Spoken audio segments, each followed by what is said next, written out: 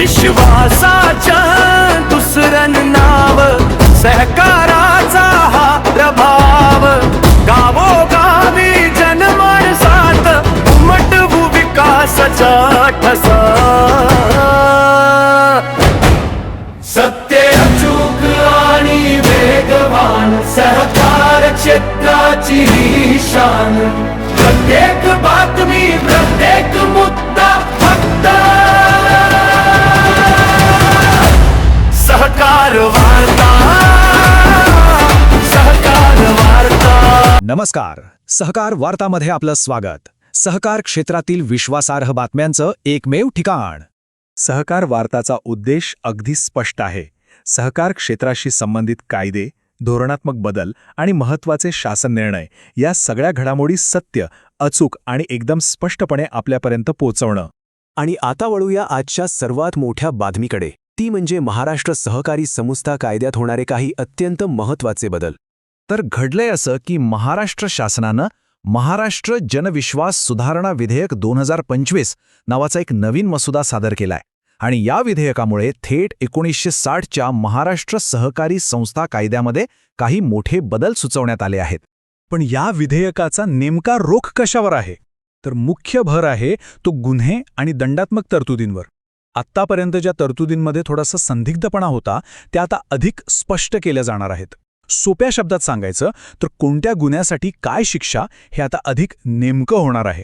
या सुधारणांमध्ये सगळ्यात जास्त लक्ष वेधून घेत आहेत ती म्हणजे कलम 146 आणि 147 या दोन्ही कलमांमध्ये गुन्हे, शिक्षा आणि दंडाची जी रचना आहे ती पूर्णपणे बदलण्यात आली आहे। आणि इतकंच नाही तर दंड निश्चित करण्याची आणि त्याविरुद्ध अपील करण्याची एक नवी प्रक्रियासुद्धा यात समाविष्ट केली आहे। चला तर मग जरा सविस्तरपणे पाहूया की या नवीन पुनर्रचित कलम 146 मध्ये नेमके कोणते गुन्हे आणि शिक्षा नमूद केले आहेत। आता स्क्रीनवर दिसणाऱ्या या तक्त्याकडे जरा लक्ष द्या। इथं आपल्याला बदलांचं स्वरूप अधिक स्पष्टपणे दिसेल। बघा, खोटी माहिती देण्यापासून ते नियमांचं उल्लंघन करण्यापर्यंत प्रत्येक चुकीसाठी आता शिक्षा ठरवण्यात आली आहे।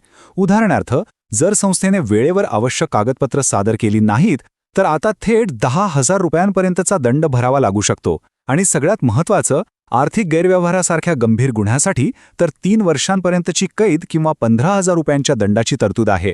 यावरून शासनाचा गैरकारभाराला आळा घालण्याचा उद्देश अगदी स्पष्ट दिसतोय। फक्त गुन्हे आणि शिक्षाच नाही तर या बदलांमध्ये दंड आकारण्याची आणि त्याविरुद्ध अपील करण्याची प्रक्रिया सुद्धा अधिक सुटसुटीत करण्यात आली आहे। आणि यासाठीच कायद्यात कलम 147 आणि 147 ही 2 नवीन कलमं जोडली आहेत। आता प्रश्न येतो की ही नवीन प्रक्रिया काम कशी करणार? तर बघा, सगळ्यात आधी एक अधिकारी दंडाची रक्कम निश्चित करेल। जर हा निर्णय मान्य नसेल तर 60 दिवसांच्या आत अपील करण्याची सोय आहे। त्यानंतर अपील प्राधिकरणासमोर त्याची सुनावणी होईल आणि 6 महिन्यांच्या आत अंतिम निर्णय दिला जाईल। यामुळे संपूर्ण प्रक्रियेला एक प्रकारची पारदर्शकता आणि वेळेचं बंधन येणार आहे। पण या सगळ्या बदलांमागचा सरकारचा नेमका उद्देश काय आहे? शासनाच्या मसुद्यानुसार या बदलांमागचा मुख्य हेतू आहे सहकारी संस्थांमध्ये पारदर्शकता वाढवणे, कारभार सुलभ करणे आणि विश्वासाधारित प्रशासन बळकट करणे। म्हणजेच सहकार क्षेत्रातला कारभार अधिक विश्वासार्ह आणि सोपा व्हावा, हा यामागचा प्रमुख विचार आहे। आणि म्हणूनच सहकारी संस्थांशी संबंधित प्रत्येक घटकासाठी ही सूचना अत्यंत महत्त्वाची आहे। मग ते संचालक असोत, अधिकारी असोत किंवा अगदी सामान्य सभासद, या सगळ्यांनी कायद्यातल्या या संभाव्य सुधारणांचा बारकाईने अभ्यास करणं गरजेचं आहे, जेणेकरून भविष्यातल्या कायदेशीर अडचणी टाळता येतील। सहकार क्षेत्रातील अशाच महत्त्वाच्या बातम्या आणि सखोल विश्लेषणासाठी पाहत रहा सहकार वार्ता। धन्यवाद।